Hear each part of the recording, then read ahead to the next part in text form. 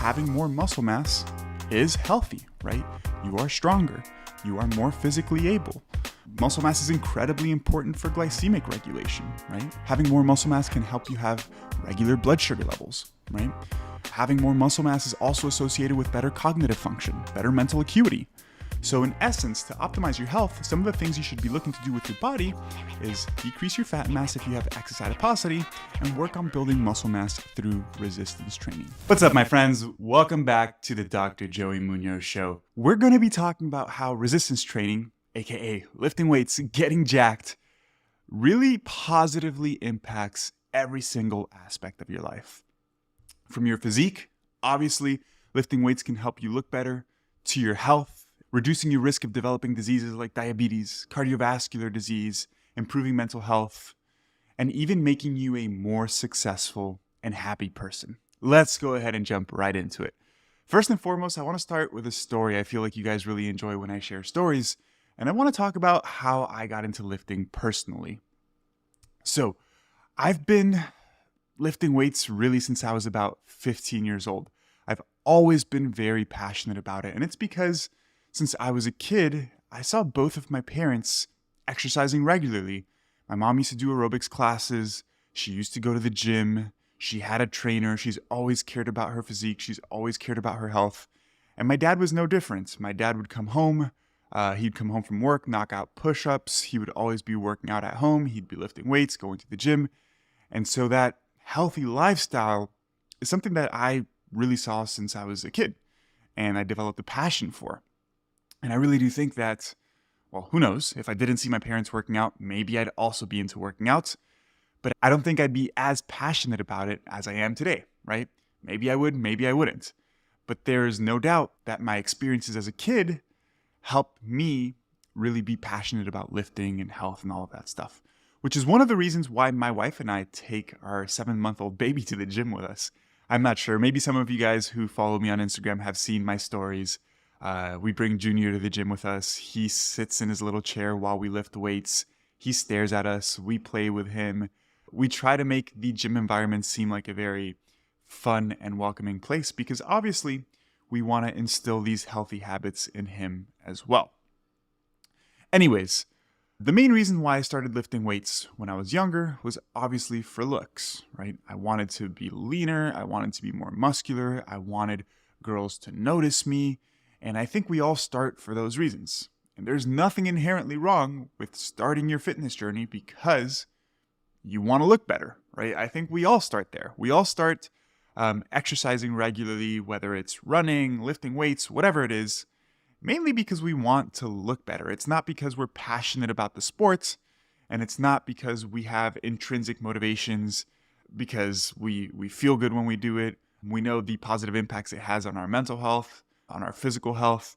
Typically, we don't start exercising for those reasons, right? We start exercising for vanity-based reasons, and then slowly we start to develop these intrinsic motivators like improved health, makes us feel good, etc., where we do it more for ourselves rather than for external reasons, right? So anytime anybody tells you that doing something for vanity-based reasons is wrong, I don't think that's true at all, right? I think we all typically start doing some things, I guess we could argue in most things, for vanity-based reasons, and then slowly we develop some of those intrinsic motivations. That being said, though, what people tend to miss is how many benefits, how many health-related benefits come from lifting weights, right? We tend to think as lifting weights is something that just helps you build muscle and look better, but it's not really healthy. And that also literally couldn't be further from the truth, because lifting weights regularly is one of the best things that you can do for your health. And I want to take the next, 10, 15, 20 minutes to discuss some of these health benefits associated with resistance training specifically. Okay, first let's talk about body composition. That's the obvious one, right? Lifting weights helps you build muscle. Lifting weights helps you look better, right? That's essentially where we all start. That's essentially what we were just talking about. But this applies to both men and women, right? Most people who want to lose weight, improve their body composition, and have a fantastic looking physique, what they're looking for is a lean and muscular physique, right? And you can't have that muscular component unless you lift weights regularly. And that applies to women as well. Women tend to think, oh no, I don't want to be too bulky or develop muscles. And then they talk about wanting to have toned arms, shapely legs, a flat stomach, maybe visible abs. All of those require you to build muscle through resistance training. Okay, ladies? So trust me, the bodies that you're looking after, the bodies you're trying to develop, they require you to lift weights pretty hard. And actually, a lot of the people that you probably look up to on social media who have the types of bodies that you want to achieve, they probably lift weights pretty hard and pretty regularly. And again, these physiques, these athletic-looking physiques, really can't be obtained unless you lift weights. And that's the main reason why I really do think that lifting weights should be the base or the foundation of pretty much everybody's exercise routine, at least anybody who's really focused on their body composition and wants to develop a really fantastic-looking physique.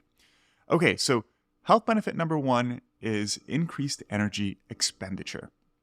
One of the things that people really struggle with when they're trying to lose weight is the fact that they have to eat very little because they have pretty low energy expenditure, right? The calories you eat relative to the calories you burn dictates whether you lose weight or not. You have to eat less calories than your body burns to lose weight.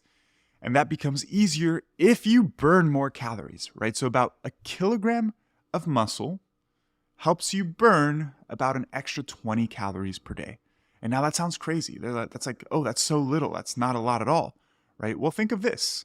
If you increase your body mass or the amount of muscle mass that you have by about 5 kilos, 10 pounds, which is very doable in your first year or 2 years of training, that's an additional roughly 100 calories burned every single day. And actually, on average, people who are overweight and obese only really overconsume calories by about 20 calories per day. And now that's not on a daily basis. It's usually more around holidays like Christmas and Thanksgiving where we overeat a ton and then we gain weight and we maintain that. But on average, people are overconsuming roughly 20 calories per day. So if you can slowly increase your energy expenditure by building muscle mass, it's going to help you burn more calories at rest, which makes it easier for you to maintain a healthy and lean physique. The second thing that happens is that when we lift weights, we cause damage to our muscles. Right? We physically break down our muscles, we cause damage because lifting weights causes small tears in your muscles called microtrauma. Right? And this microtrauma requires energy to heal from. So there's actually really good data on this showing that your metabolic rate might increase by up to 7 to 9% for 72 hours after training because of the damage induced to your muscles, right? It's like, hey, if I have an injury, if I have a paper cut, right, you actually require energy to form new skin and heal that injury. It's no different in your muscle. You damage your muscle through lifting, and so you're going to increase your metabolism because we need more energy to heal that damaged muscle. Now that 7 to 9% is just a rough figure. Obviously, it's going to depend on how long you're lifting, how hard you're lifting, how much total volume you're doing, how many sets you're doing in that workout. It's going to depend on various different variables. That being said, though, there's no doubt that when you lift, you're causing damage to your muscles if you're lifting hard, and that's going to require increased energy. So increased energy expenditure comes from increasing muscle mass, but it comes from resistance training itself because you increase energy expenditure to heal the damaged tissue. Now, why does that even matter? Well, again, increased energy expenditure helps you stay lean, helps you stay healthy. As we know, excess adiposity, excess fat is bad for your health, right? And so if increasing expenditure can help you maintain a lean physique, it's ultimately very beneficial for your overall health. Okay, next let's talk about glycemic regulation, aka blood sugar. Everybody likes to talk about blood sugar. Eat low carbs, do this, do that. A lot of these things don't work, by the way. But one of the best things you can do to help regulate your blood sugar is actually lifting weights. So there's really cool research showing that lifting weights may be beneficial for regulating your blood sugar more than just weight loss. So for people who are overweight or obese, we know that just losing some weight will improve your blood sugar, will improve your insulin sensitivity, will improve your overall glycemic control. But there's really cool research that's showing that weight loss alone is not as beneficial as weight loss plus resistance training for regulating what's called our hemoglobin A1C. And hemoglobin A1C is just a marker that tells us what our blood sugar has been doing for the past 2 or 3 months. So if your hemoglobin A1C is in a normal range, it tells us that your blood sugar has been within a normal range for the past 2 or 3 months, which is really cool, right? Because it shows us that resistance training has benefits outside of just weight loss. We tend to think like, oh, a lot of the benefits of exercise are because of weight loss. They help you lose weight, so they improve your health. And that is true. But exercise, resistance training in particular, has benefits in addition to weight loss. So doing these things in addition to weight loss can provide more health benefits than just losing weight through dietary means. And that's why I tell all of my clients, and honestly anybody that I speak to, is if you're trying to improve your health, sure, losing weight is good, and it's going to give you a large improvement in your health, but you shouldn't just focus on your nutrition and eating less. You have to focus on developing a sustainable exercise routine simultaneously if you really want to make long-term change in your health. Now, one of the reasons why lifting weights is so beneficial for your glycemic regulation is because muscle contraction itself helps you take up glucose independent of insulin. And I've talked about this a number of times, but usually we need insulin for our muscles to take up sugar from our blood, right? Insulin essentially tells your muscle like, hey, open up, allow blood sugar to come in, but you can actually get that with muscle contraction itself. So muscle contraction allows for glucose to get inside of the muscle without the need for insulin. So that's one mechanism by which it helps regulate our blood sugar. And two is that resistance training and building muscle actually makes your body more sensitive to insulin, right? So glycemic dysregulation, when you have elevated blood sugar, usually you have a certain level of insulin resistance, and you can actually improve your insulin sensitivity through resistance training.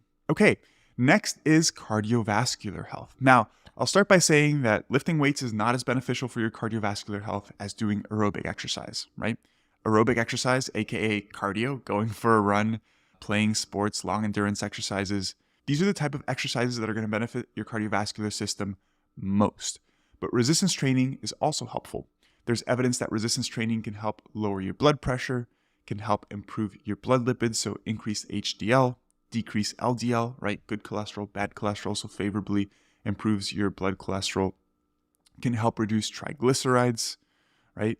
Can help improve arterial stiffness and improves arterial flexibility, essentially. What did that even mean? Well, our arteries, right?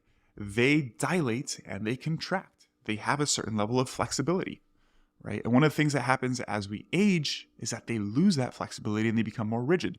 So they can't dilate as well. And resistance training helps improve that function. It's important because a more flexible blood vessel, a more flexible artery, can essentially result in reduced blood pressure, which again is a cardiovascular disease risk. And if you didn't know, cardiovascular disease is literally the #1 killer in the US and in the world. So lifting weights can literally reduce your risk of dying from cardiovascular disease, which is really, really interesting. And it's one of the benefits, one of the many benefits as to why you should be lifting on a regular basis. I know I've probably said that about 10 times in this episode already, but my goal here with this episode is to really convince you that lifting weights should be a priority for you if you care about your health. It's not just about looking good. It should be a priority for you if you care about living a long, healthy life, disease-free. Next, one of the biggest benefits of lifting weights is its effects on bone health. So bone health, right? How strong your bones are. Our bones tend to decrease in density as we age.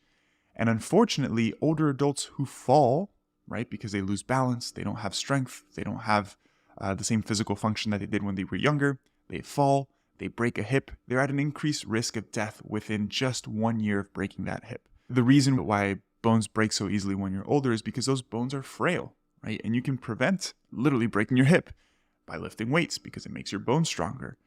And actually, this is a crazy statistic. About 50% of older adults who break a bone die within 1 year of their fracture. How sad is that, right? Something that's so preventable. Right? My grandmother, personally, she fell, broke her hip. She didn't die within a year, but then she was in an assisted nursing facility. She was there for the next 2 or 3 years, and then she passed away. And then after breaking her hip, she was completely immobilized. She couldn't walk the rest of her life. And that happens to so many older adults. And it's literally completely preventable by lifting weights. The same way that weights make your muscles bigger and stronger, it also makes your bones thicker and denser. So if you were to fall, hit yourself, etc., you would decrease your risk of having a bone fracture because those bones are stronger. Honestly, bone health is one of the things that people often don't even think about at all. And it's one of the major benefits of resistance training. And actually, no other modality of exercise is nearly as beneficial for bone health as lifting heavy weights. I know we talked about aerobic exercise being beneficial for cardiovascular health.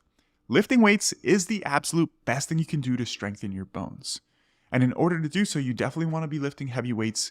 You want to be putting a bar on your back, loading your spine, right? Essentially, you want to do things that are heavy weight-bearing exercises, squats, deadlifts, carries. Anything that's going to put weight on your spine, on your hips, is going to be beneficial for strengthening those bones, right?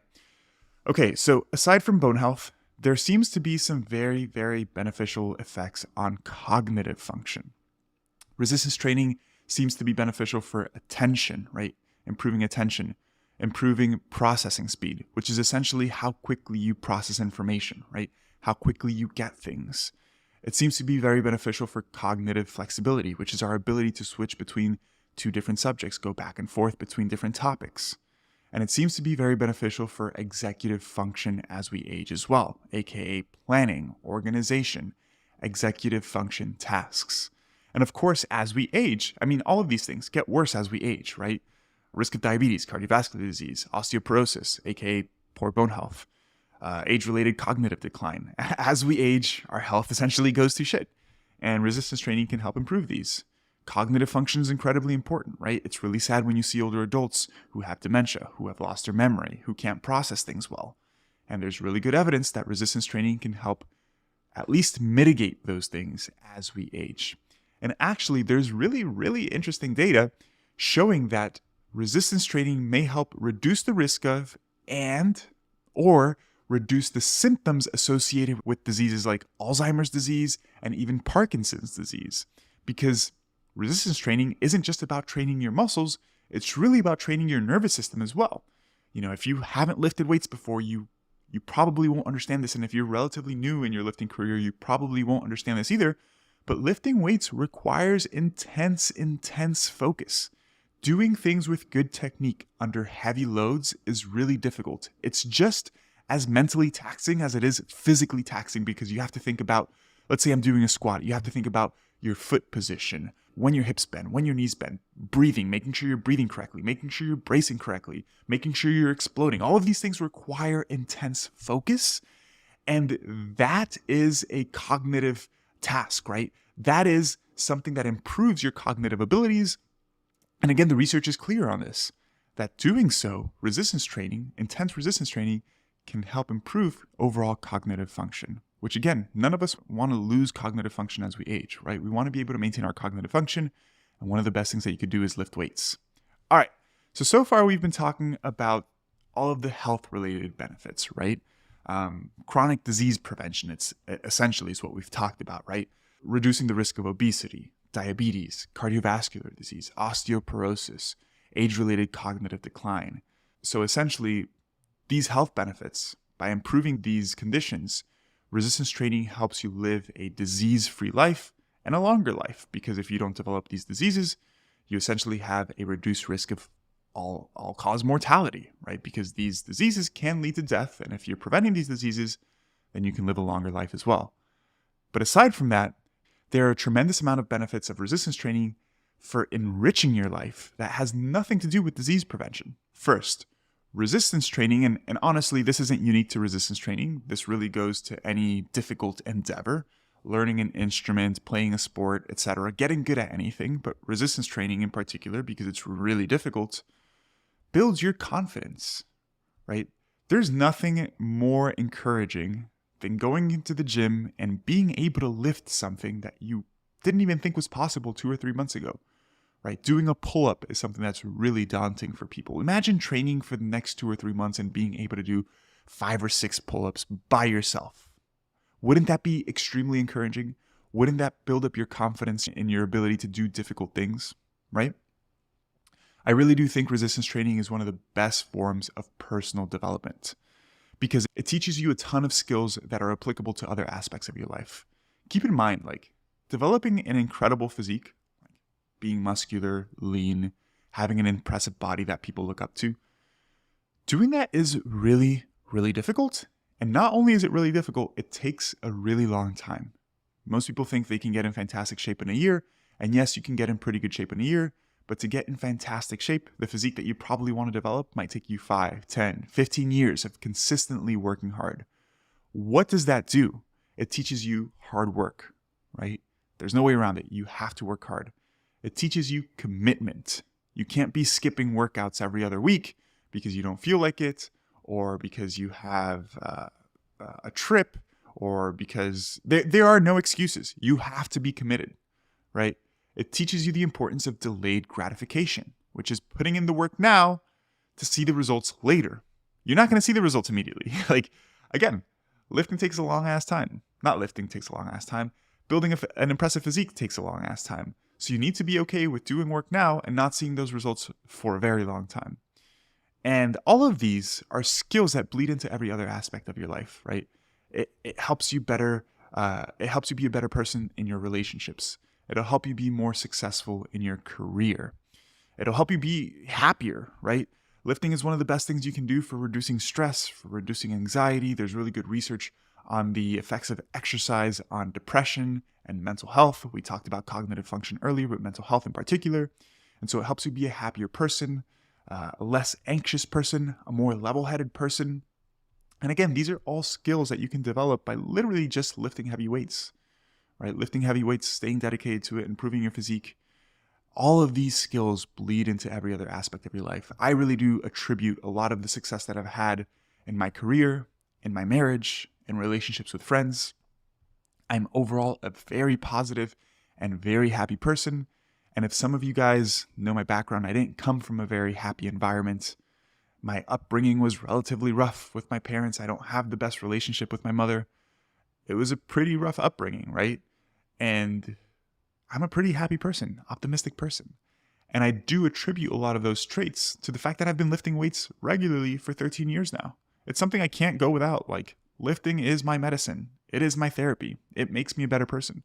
And so again, lifting makes your body look better, reduces your risk of diseases, helps you live a longer life, helps you be more physically capable, right? Because if you're lifting weights, if you have stronger bones, if you're stronger in general because you have bigger muscles, you have more physical function. You can probably play with your kids, play with your grandkids. How cool would it be to be 60, 70 years old and still be playing with your grandkids, being able to play basketball, being able to play catch, going for a run with them, not feeling tired, not feeling fatigued.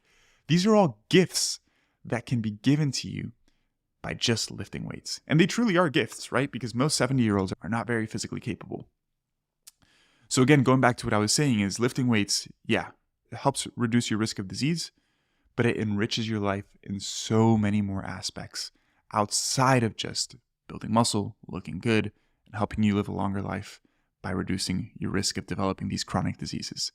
Lifting weights, and I stand wholeheartedly behind this message, and maybe I'm very biased because I do think it is the best thing you can do for your health and your overall life. But I will say this, lifting weights, committing to lifting weights regularly, 3, 4, 5 times a week for the rest of your life is probably the best investment you can make for yourself, for living a life that is fulfilling, that makes you happy, and that you're proud of. And with that, we're going to go ahead and end the episode because I feel more like a philosopher than an educator now. But I hope you guys have enjoyed this episode so far. If you have, I would really, really appreciate if you guys take a second to leave me a rating in whatever podcast app you're listening to this. And if you're watching on YouTube, please give this video a thumbs up and subscribe to my channel so that you don't miss any of my future videos.